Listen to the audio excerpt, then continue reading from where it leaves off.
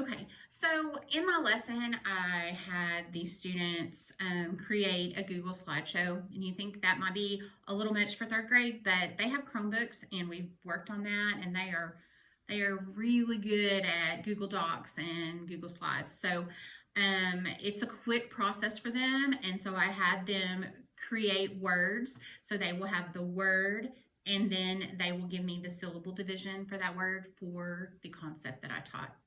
So, and they will just add words each week. They have access to a word wall and dictionaries if they need help with spelling. Also, they can pull from lists that I give, spelling lists or reading lists. So, anyway, now it is reading time, my favorite time. I know it's your favorite time. So, today we're going to read Itchy, Scritchy, Scratchy Pants. Okay. So what do you infer? What does infer mean? In? Not quite. Anybody else? If I told you, what do you infer about this book? What do you think? What would you think or guess? It's your best guess. It's what's going to happen next. So if I say infer in the middle of the book, I'm asking you, what's going to happen next? What do you think? Or if I'm holding up the book, I want to know what your best guess this book is going to be about. So let's get started. This is by the author Steve Smallman and illustrated by Alina Ellis. These are about Vikings. Vikings, you know, the big, like from Brave, they wear the bowl with the horns coming out on their heads. Okay, Itchy, Scritchy, Scratchy Pants. Now this book is filled with rhymes, and I chose this book because towards the end of the week, we are going to use rhyming words to help us with syllable division. So I would like you to help. If you hear a rhyming word, you stop. Raise your hand, speak it into your hand, shake it, raise your hand, and when I point to you, you can let those rhyming words go. Let me know what they are. All right, here we go. 5 freezing Vikings went out for hiking. Good evening, Viking and hikings.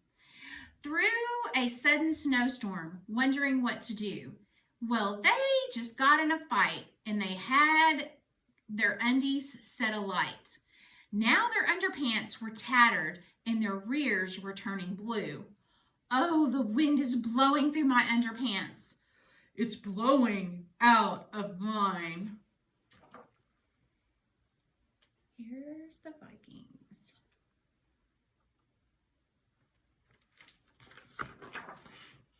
My bottom is cold, moaned Yop as he found a little shop. Yop and shop.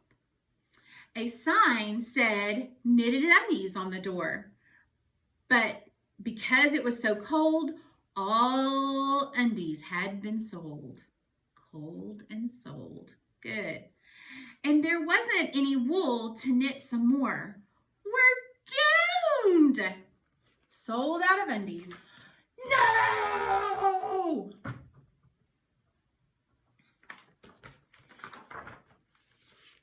But the undies, lady said, at the summit of Mount Dread. Said, Dread, good Bailey.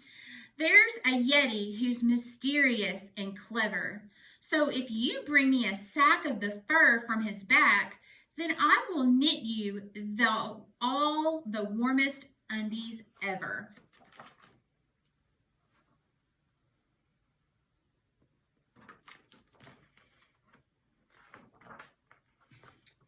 In the forest despair, our brave Vikings met a bear and a wolf pack who rushed over to attack. 2 more sets of rhyming words. Harold gave the wolves a shock with a well-aimed stinky sock. And the bear hugged Grim, but the Grim just hugged him back. Aw, he wants to cuddle.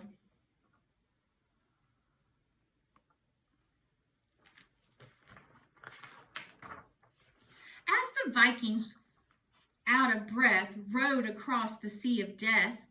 Breath, death. They were swallowed by a massive trout. So Helga started whacking and kicking and smacking until the fish felt sick and spat them out.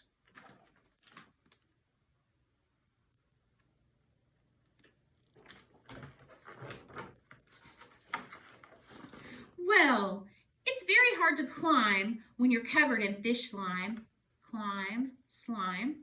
But at last they reached the summit of Mount Dread, where they found a fearsome beast who was 10 feet tall at least. And he opened up his massive mouth and said, "What do you infer? What do you think he's going to do?" He's pretty big. Do you want to see the picture? I would be a little bit worried. How about you? Good. You think he's going to eat them? That's a good inference. Don't be worried. I won't eat you. I'm very pleased to meet you. Eat you? Meet you? People hardly ever come up to my cave. Bushybeard gave a shout, whipped out his Yeti clippers out, and said, "Come on, gang, let's give this guy a shave."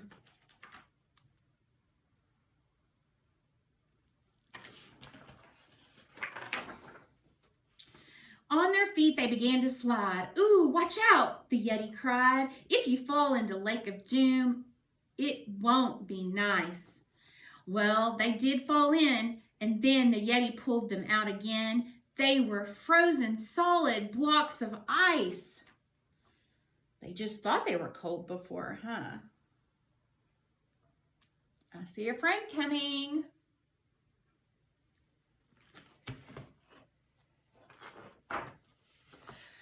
They heard a mighty roar, and a frozen Viking saw a huge dragon who looked down at them and said, "Viking popsicles, how sweet. You look good enough to eat." Sweet? Eat?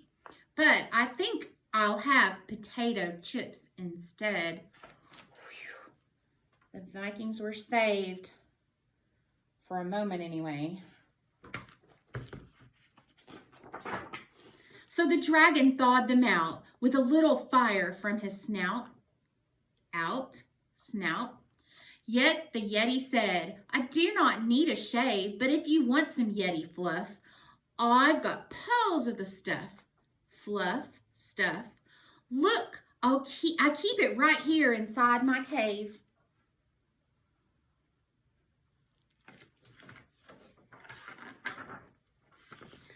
Five happy Vikings, all quite liking riding on a dragon to a knitted undies shop. And then their undies had been knitted. They tried them on and they fit. Then they paid the undies lady from a piggy bank of yacht.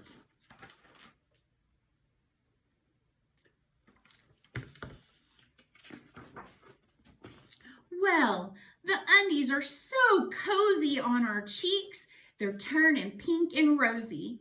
Then, "My bottom's all itchy," Harold cried, and soon everybody was itching and scratching and jumping around and twitching, and oh, as their brand new pants, they had Yeti fleas inside.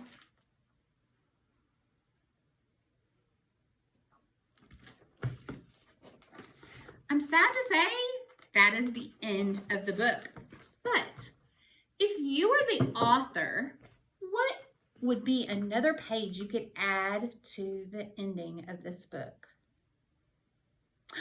Really? Okay, so I like Aaron's idea. He said to jump off the boat into the ocean because fleas can't swim, so they would drown, and then they could dry their undies and be warm again.